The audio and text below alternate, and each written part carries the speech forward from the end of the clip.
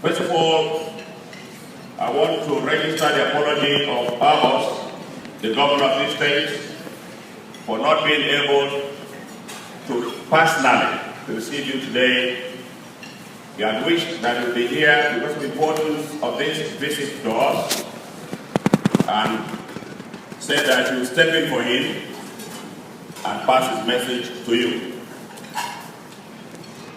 The ambassador has said all that I could have said, but since I'm here, may I welcome all of you on behalf of the government and good people of Bayelsa State to this state on this very important occasion of a visit to Nigeria, and particularly thank you for making it possible for selecting Bayelsa State as one of those we visited.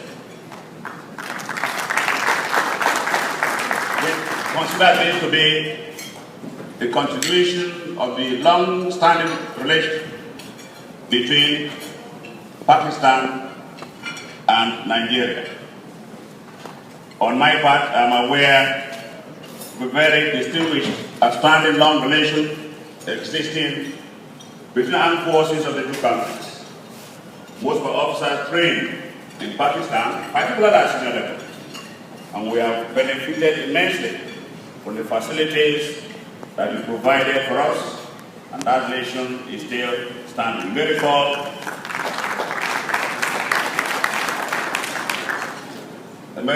that even one of our great leaders in this country, they had some time in Pakistan. I think it was recalled from Pakistan to be the Emir, to be Sultan of Sudan. He had great experience in Pakistan. That is the relationship that we that had the opportunity of serving this country within shared instruments. At the moment, the visit of this nature is quite hard, because we talk of World Trade Organization and globalization.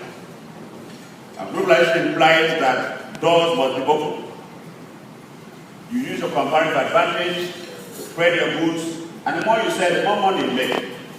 So exploitation of new markets, particularly in emerging countries like this, to me is the right thing to do. So the visit is quite hard. Nigeria has a lot of opportunities, potentials that are just there for the country. The raw material base of this country is quite enormous, but opportunities that are not created or exploited by deserving technology, deserving countries to benefit or to maximize use so that both of us will profit from it. The aim is mutual benefits, and I'm sure that is why Pakistan is here. The long-standing relation between Pakistan and Nigeria, and added to it is the fact that we have almost the same size in population. Pakistan has a little advantage of us, about 180 by today's account, 180 to 160. Even the GDP, about the same. But there is a strange thing in the GDP calculation. In one aspect of GDP, Nigeria appears higher, but when you go to purchasing power parity, PPD, Pakistan is higher. But the most striking thing is that with all, the unemployment rate in Pakistan is very low compared to us. The population is more, GDP comparative, but unemployment very, very low. How has Pakistan achieved that? Those are lessons we have learned. And it is through talks like this, it is through employment opportunities created for you that we can reduce the unemployment to the level that we shall benefit. And I'm sure this particular delegation will help us to achieve that. I'm told that there have been occasions where Nigerians had the opportunity of visiting the Pakistan Chambers of Commerce in the past. And a lot of discussions have gone into that. This visit, to my mind, should go further to consolidate whatever opportunities were created during that visit. And to practically consolidate on the fact that we are talking about very, very responsible relationship. We in Bayelsa State are taking concrete steps to make Bayelsa State a first-class place for both local and foreign investors with the introduction of business development programs and the creation of an enabling environment for commercial activities to thrive. Through our industrial, agricultural, and small and medium-scale development initiatives, we have set out to diversify the economy of the state, which has been dependent totally on oil and gas, crude oil exploration and gas. And I must state here that Bayelsa State was where the first oil well was struck. When we talk of oil development in Bayelsa State, when we talk of the history of oil exploration in Bayelsa State, in Nigeria, Bayelsa State will be the first to be mentioned. And even now, we are doing badly, but again, that oil well has dried up. And when we talk of oil, we look at that well. How do we survive without oil? Because you're not thinking the oil will dry up one day, but we will continue to live. This is an opportunity to think in that direction. The state has also established what we call the Bayelsa State Development and Investment Corporation, which to attract local and foreign investors to the state, thereby intend to advance the economic blueprint of the state and ensure its revenue profile. Already we have offices in South Africa and United Kingdom.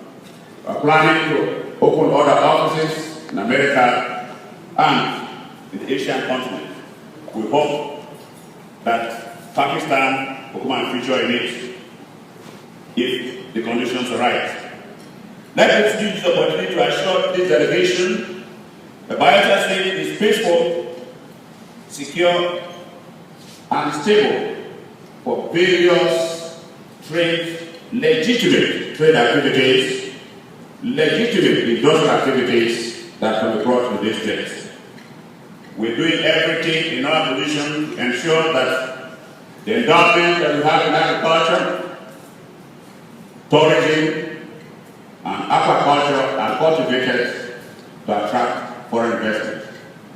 We want Bayelsa State to be the tourism destination of this country, with a rich culture, with food and hospitality that will display at all times.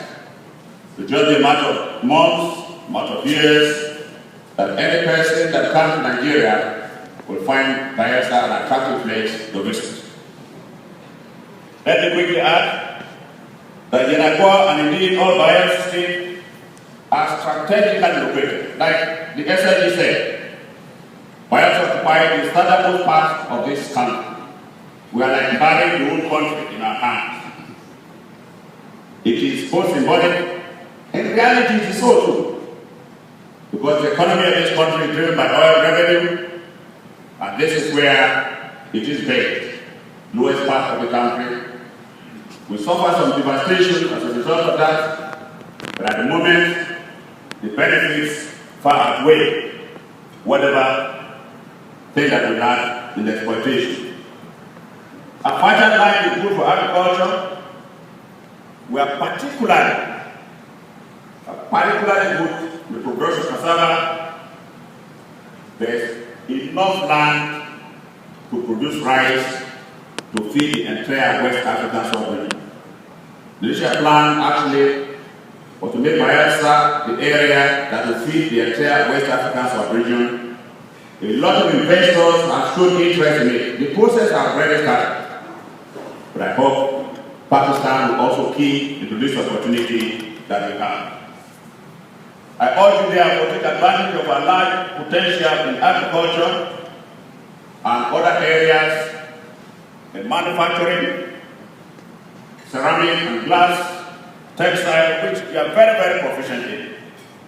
Rice farming and milling, pharmaceuticals, and the health sector.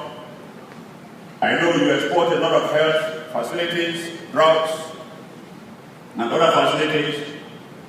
It's not out of place to have a place in Bayelsa where these things are produced. The sports equipment, and then people say the power sector and oil and gas. In the oil and gas area, opportunities exist for people to invest. We hope that at the end of this visit, and following the discussion that we are going to have tomorrow, the delegation will go back with facts that they can work on to the mutual benefit of both countries. Once again, I thank you for coming. Thank you for your visit.